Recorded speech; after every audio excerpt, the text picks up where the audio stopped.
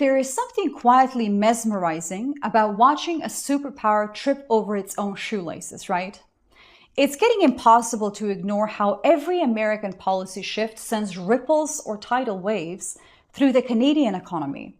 And when Washington's mistakes start to feel like Ottawa's lucky break, you kind of start wondering, is it actually possible to benefit from your neighbor's denial? Last week, the US Federal Reserve did something remarkable. They said out loud what every economist has been whispering for years, and especially this year in 2025, tariffs are making American life more expensive. No euphemisms, no diplomatic hedging, just the plain truth that politicians have been avoiding for half a decade, basically. And now we get more news that US unemployment is ticking up. It's beginning to look a lot like recession. For Canada, this creates a genuinely strange situation. Bad news for the US should mean bad news for Canada in theory. The economies are very joined at the hip. But in the weird logic of international economics, sometimes chaos in Washington can actually be a gift for Ottawa. Not because Canadians benefit from American suffering, far from that, but because reality has a way of rewarding the countries that don't really lie to themselves. In this video, we're going to break down why tariffs actually raise prices, what happens when a nonpartisan institution finally speaks up, and how Canada's fate is both tied to and insulated from America's economic weather. Most importantly, we'll look at what this says about the stories nations tell themselves and each other. For all Canadians, if you had to choose, would you pay more for groceries and essentials if it actually meant protecting Canadian industry and jobs? Or would you take the risk and open doors to cheaper imports even if it hurts local workers? This is not a hypothetical scenario. This trade-off is the engine behind every tariff and every promise of made at home. Drop your answer in the comments below. I'm genuinely curious how people weigh this, especially as the news from the US gets stranger by the day. Quick note about my book. The world is getting louder, my friends. Algorithms fight for your attention. Politicians sell you easy answers. The media rewards outrage over truth. My book, Awake, teaches you how to think clearly through all of it. Before you buy, read the first chapter completely free. Links below. If it resonates, the full book is there with a 10% subscriber discount. Anyway, let's get back to the video. Let's start at the heart of the storm, the Federal Reserve. In the US, the Fed is basically the high priesthood of economic orthodoxy. Famously above politics, famously unreadable, you could analyze Jerome Powell's tie choices for hidden signals. They're all purple, by the way. He loves that color. And you will still end up with less insight than you'd actually got from his pauses. There is a reason for that as well. The Fed's credibility rests on being the adult in a room full of bickering children. And when the adult finally raises their voice, you really know something is wrong. The Fed does not mess around. Well, recently, last week, at their press conference, Jerome Powell said out loud what economists have been whispering for years, that tariffs, those tariffs on imports usually dressed up as patriotic policy and chest thumping, are actually making American life more expensive. The numbers are now undeniable. The Fed's favorite inflation measure, personal consumption expenditure, is running super hot. And Powell's exact words were the following: "These readings are higher than earlier in the year as inflation for goods has picked up, reflecting the effects of tariffs." It is the financial equivalent of a doctor telling you the chest pain is in fact related to the cigarettes you've been chain smoking.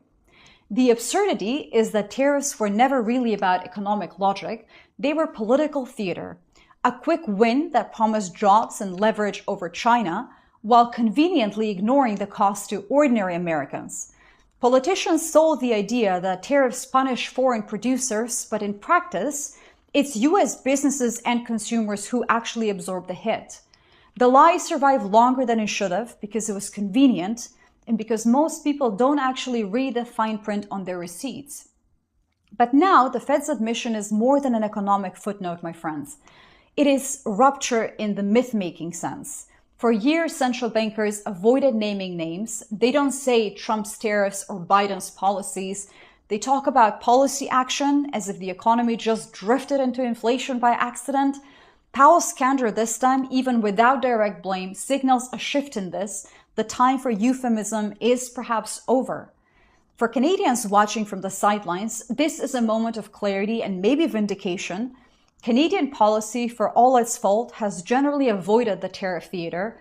There is a realism to Canadian economic debates that comes from being small, open, and deeply aware of America's gravitational pull, right? When the biggest player in the room stumbles, however, you don't really follow them off the cliff, right? But let's not pretend clarity is the same as control. The next wave always breaks further down the beach. And right now, the American tide is bringing higher prices, political confusion, and for those willing to look, a quiet invitation to think critically about who really pays when the tariff bill comes due. Look at the incentives here. The Fed had to choose between admitting the problem or watching inflation undermine their entire credibility. They chose, for once, to speak plain English. Still hedged, but yes. If you're finding this perspective useful, by the way, do hit subscribe. The House of L is for people who'd rather see what is actually happening than what we're told is happening. So, what does all this mean for Canada? On paper, bad news for the US should be bad news for Canada. When the US sneezes, everyone catches a cold, Canada included. But real life is messier, my friends, and in the strange logic of international economics, a little chaos in Washington can sometimes be a gift for Ottawa. Here's the landscape currently. US unemployment just hit 4.6% in November, the highest level in over 4 years. This is not a technical blip. It's a real weakness in the American labor market right now. Fewer jobs, more families under pressure, and this knowing sense that all the promises of recovery and growth are actually running on fumes. American job growth basically stumbled as well. Only 64,000 jobs added, while more than 100,000 vanished the month before. For ordinary Americans, the math is very brutal.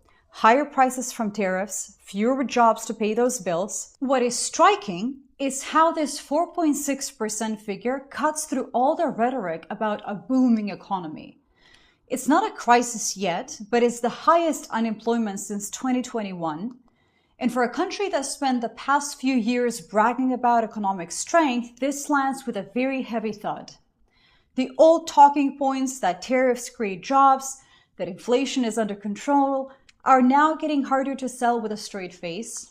Now look at Canada. Not immune to labor market challenges, not by a long shot, but while the US scrambles to explain why inflation and unemployment are both being stubborn, Canada's numbers tell a different story. It's not perfect, but it is steadier. Unemployment has held relatively stable even as inflation eased from its peak. And crucially, there is less political theater, no grand claims that foreigners are paying our bills, just the quieter grind of policy adjustment and economic adaptation. This is where the stories diverge, my friends. In America, tariffs were supposed to revive industry and protect jobs. Instead, they've driven prices up, and now, as the Fed's own numbers confirm, are coinciding with the labor market losing steam. For Canada, this creates a genuinely paradoxical moment. It is both a warning and a window. The US is raising costs on itself, chasing economic ghosts, and in the process making some Canadian goods more competitive by comparison. But there is a real risk here too. The US is still Canada's largest trading partner by far. When American unemployment rises, demand for Canadian exports slips, especially in manufacturing and resources. The challenge for Canadian policymakers now is reading those numbers not as cause for celebration, but as an early warning.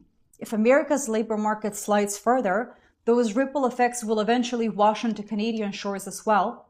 Still, for now, the contrast is very sharp as American unemployment quietly creeps upward, weighed down by tariffs and policy missteps. Canada's more measured approach stands out, not necessarily as a triumph, but as a lesson in the power of restraint. Sometimes the smartest economic policy is just not shooting yourself in the foot while your neighbor reloads. If there is one thing Americans do better than anyone, it's tell stories, right? The narrative around tariffs, like so many others, is a masterpiece of selective memory. We're told tariffs punish the bad guys, whoever they are, restore lost jobs, stick it to the foreign competition. But when prices rise and jobs don't return, the blame shifts. It's China's fault. It's the Fed's fault. Sometimes it's even Canada's fault. From a Canadian perspective, the whole performance is both frustrating and weirdly reassuring at the same time. Frustrating because every trade war, every border tax, every tantrum in Washington threatens to actually spill north. But it's also reassuring because Canada's own economic debates, though far from perfect, rarely reach these levels of theatrical denial, right? There is less appetite for magical thinking, more appetite for, well, if not consensus, at least grudging acceptance of reality. But make no mistake, myth-making isn't exclusive to the United States. Canadians indulge in stories as well about economic invincibility, about resource wealth and middle power status insulating everyone from shocks. The danger is the same, my friends. When facts become inconvenient, narratives step in. Economists warned long before tariffs were imposed that the cost would be real, direct, and unavoidable. The political class, both in the US and sometimes in Canada, found it easier to sell hope than honesty. And the result is essentially a generation of voters on both sides of the border, suspicious of experts, hungry for reassurance, primed to believe that pain is temporary and victory is inevitable. But prices rarely go down once they've gone up. Deflation is not a happy ending, my friends. It is a recession's calling card. The quiet irony is that every time the US insists it's winning the trade war, Canadian firms quietly adjust, diversify, and when possible, even profit. Every time an American leader promises foreign companies are paying, a Canadian exporter actually knows better, and so does the Fed.